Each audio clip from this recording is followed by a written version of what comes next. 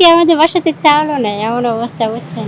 সাধুবাদ বলতে প্রথমে অনেকে অনেক খারাপ কথা বলতো যে হ্যাঁ মেয়ে হয়ে এসব কাজ করবো কেন, অন্য কত কিছু সুপার শপ আছে, তারপর রেস্টুরেন্ট আছে বিভিন্ন। আমি পড়াশোনা করি আর পাশাপাশি ফুড পান্ডাতে কাজ করি। পড়াশোনা আমার নার্সিং কমপ্লিট 2023 সালেই শেষ হয়েছে। ইন্টার্নে শহীদ সোহরাওয়ার্দীতে ফেব্রুয়ারিতে শেষ করেছি। একটা পরীক্ষা দিয়েছিলাম আরএন, তো হয় নাই দেখে সেজন্য এখনো পর্যন্ত হসপিটালে ঢুকি নাই কোথাও। ওটা আবার সেপ্টেম্বরে আছে। তো এইটা করি, পাশাপাশি ওই প্রিপারেশন নেওয়ার জন্য বাসায় থাকি। আর লোকে কি বললো না বললো এটা আমার কাছে ম্যাটার করে না, কারণ হচ্ছে এমন দিন গিয়েছে 10 টাকার জন্য আমি কলেজে পর্যন্ত যাই না। তো এখন আজকে আজকে আমাদের বাসাতে চাউলও নাই, এমন অবস্থা বুঝছেন। গত সপ্তাহে আমি অসুস্থ ছিলাম, কাজ করতে পারি নাই। পরে ওই সপ্তাহে কোনো মতে কাজ করে রুম ভাড়া টাকা দিয়েছি। আর আজকে বাসায় জিজ্ঞেস করতেছি, আমার মা মনে হয় দুপুরে খাইছে কিনা আমি জানি না।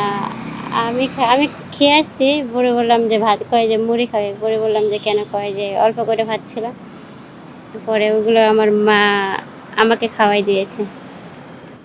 এই যে কষ্ট করছেন, লেখাপড়া করে ভালো জব পাচ্ছেন না, এই যে ফুড পান্দায় করছেন, আপনি যে কথাগুলো বললেন এটা একবার বাস্তবধর্মী। আসলে এই যে নারী হয়ে সাইকেল চালিয়ে ঢাকা শহরে এইভাবে ফুড পান্ডা ডেলিভারি দেন, কেমন লাগে? না, কষ্ট হয় না। আমি 2 বছর ধরে এই ফুড পান্ডাতে করি। ভালোই লাগে। যদি ঠিকমতো কাজ করা যায়, ডেইলি হচ্ছে 1000-1500 টাকাও আসে ঠিকমতো কাজ করলে। সাপ্তাহিক 6, 7, 8 হাজার টাকাও আসে। মাসে 35-40 হাজার টাকাও কাজ করা যায়। আর অন্যান্য জায়গায় তো 10-12 হাজার টাকার বেতন দেয় না, কোনো বেনিফিট নাই, ছুটি ছাটা নাই। এটা যেমন অসুস্থ হলে আমি কাজ করলাম, না না করলে নাই। তারপর হচ্ছে যখন আবার পরীক্ষা হয় তখন আবার এটা আমি ক্লোজ রাখি, সেদিক দিয়ে আমার জন্য অনেক ভালো হয়েছে। প্রোডাক্ট ডেলিভারি দিতে দেরি হলে কি অনেক সময় দেরি বলতে আমরা তো দেরি করি না। রেস্টুরেন্টে হচ্ছে কিছু কিছু ফুড আছে যেগুলো হচ্ছে রেডি থাকে না, ওগুলো যাওয়ার পরে রেডি করে। তো সেদিক দিয়ে তো কাস্টমাররা তো বুঝতে পারে যে যেমন হ্যাঁ না, খেপে যায় না। ওরা বুঝতে পারে যে হচ্ছে এত লেট হচ্ছে কেন। পরে যেমন যে বলা হয় পিৎজা বানানো থাকে না, যাওয়ার পরে বানায়, তখন বলা হয় যে স্যার ফুড তো রেডি হয় নাই, তো রেডি হলে আমরা আপনাদেরকে দ্রুত ডেলিভারি করব। পরে ওনারা আর কিছু বলে না। বন্ধু বান্ধব যখন বা গ্রামের আত্মীয় স্বজন যখন দেখে যে আপনি এই পেশাটা করছেন, তখন আপনাকে কি সাধুবাদ জানায়? সাধুবাদ বলতে প্রথমে অনেকে অনেক খারাপ কথা বলতো যে হ্যাঁ মেয়ে হয়ে এসব কাজ করবো কেন, অন্য কত কিছু সুপার শপ আছে, তারপর রেস্টুরেন্ট আছে বিভিন্ন, কোম্পানি আছে, ওগুলোতে ঢুকতে পারি।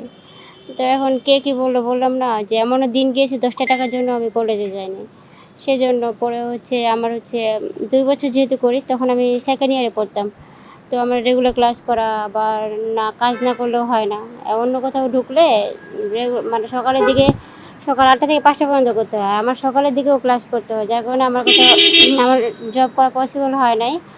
আর আমি সকালে ক্লাস করতাম, বিকালে ফুড পান্ডা করতাম, যার কারণে আমার জন্য এটা অনেক সুবিধা হয়েছে। কয়টা পর্যন্ত করেন এটা?